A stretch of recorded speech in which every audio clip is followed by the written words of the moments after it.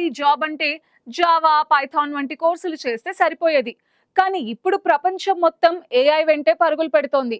దీంతో సీనియర్స్ అయినా జూనియర్స్ కైనా ఏఐ ఖచ్చితంగా రావాల్సిందేనంటున్నారు రిక్రూటర్స్. కరోనా తర్వాత ఇబ్బడి ముబ్బడిగా ఎలాంటి ఎక్స్పీరియన్స్ లేకపోయినా చాలా కంపెనీస్ ఉద్యోగుల్ని రిక్రూట్ చేసుకున్నాయి.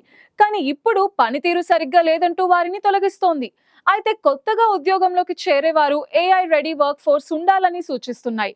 మొన్నటి వరకు లే ఆఫ్స్ కు కారణమైన ఏఐ ఇప్పుడు కొత్త ఉద్యోగ అవకాశాలకు వేదిక అయింది.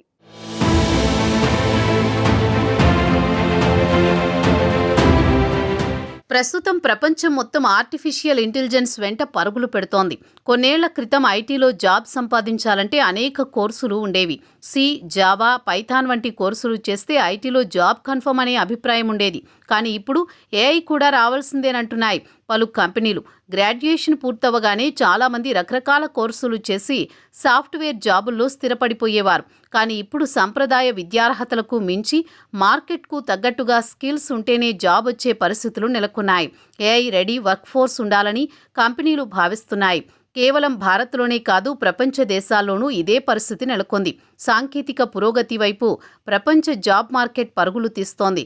లే ఆఫ్లకు కారణమైన ఏఐ కొత్త ఉద్యోగ అవకాశాలకు వేదిక అవుతోంది. 2027 నాటికి కేవలం భారత్లోనే 23 లక్షలకు పైగా ఏఐ రంగంలో ఉద్యోగాలొస్తాయని నివేదికలు చెబుతున్నాయి. నిపుణుల సంఖ్య 3 ఏళ్లలో 12 లక్షలకు చేరుకుంటోంది.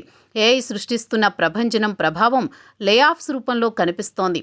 కంపెనీల ఆదాయాల్లో వృద్ధి లేకపోవడం, ఉత్పాదకత పడిపోవడం, వ్యయాలు అధికం కావడం, లాభాల కోసం ఇన్వెస్టర్ల ఒత్తిడి, ఉద్యోగుల తీసివేతలకు కారణమవుతున్నాయి.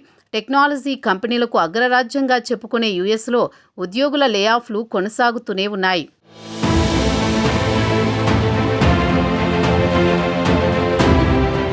రెండు 2025లో ఇప్పటి వరకు 89 టెక్ కంపెనీలు అంతర్జాతీయంగా సుమారు 23,400 మందిని ఉద్యోగాల్లో నుంచి తీసేశాయి.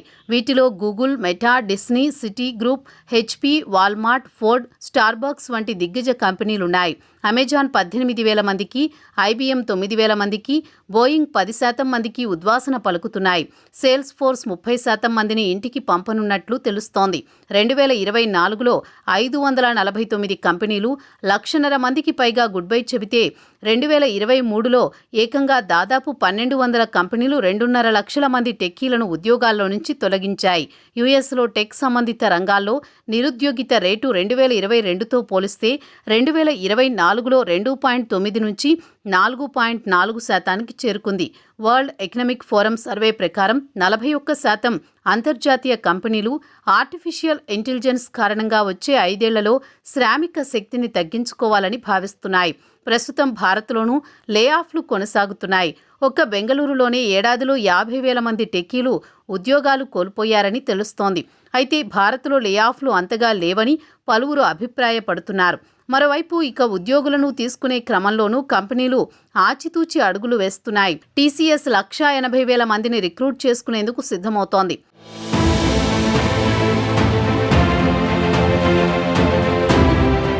ప్రస్తుతం ప్రపంచవ్యాప్తంగా జరిగిన లే ఆఫ్లలో ఏఐ ప్రభావం కేవలం 10% మాత్రమే ఉందని తెలుస్తోంది.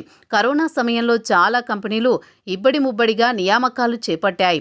ఆ సమయంలో సరైన నాలెడ్జ్ లేకున్నా చాలా మందిని రిక్రూట్ చేసుకున్నారు. అయితే ఆ తర్వాత వీరి పనితీరు సరిగ్గా లేకపోవడంతో ప్రొడక్ట్ డెలివరీలు ఆలస్యమవడం కారణంగా క్లయింట్లు తమ ఒప్పందాలను రద్దు చేసుకున్నారు. అయితే ఇప్పుడు ఇలాంటి వారిపైనే కంపెనీలు దృష్టి పెడుతున్నాయి. పనితీరును బేరీజు వేసుకుని వారిని ఉద్యోగాల నుంచి తొలగిస్తున్నారు. ప్రీమియం, క్వాలిటీ, స్కిల్స్ ఉన్నవారికి ఎప్పటికీ డిమాండ్ ఉంటుంది. ఏఐ నిపుణులకు ప్రస్తుతం ప్రపంచవ్యాప్తంగా భారీ కొరత ఉంది. ఉద్యోగులు కూడా డిమాండ్కు తగ్గట్టుగా నైపుణ్యం పెంచుకోవాలని, కంపెనీలపై ఆధారపడకుండా సొంతంగానైనా నైపుణ్యం పెంచుకోవాలంటున్నారు. విద్యార్థులు క్యాంపస్ ప్లేస్మెంట్లోనే జాబ్ కొట్టాలని, విఫలమైతే కాస్త కష్టపడాల్సిందేనని రిక్రూటర్లు సూచిస్తున్నారు.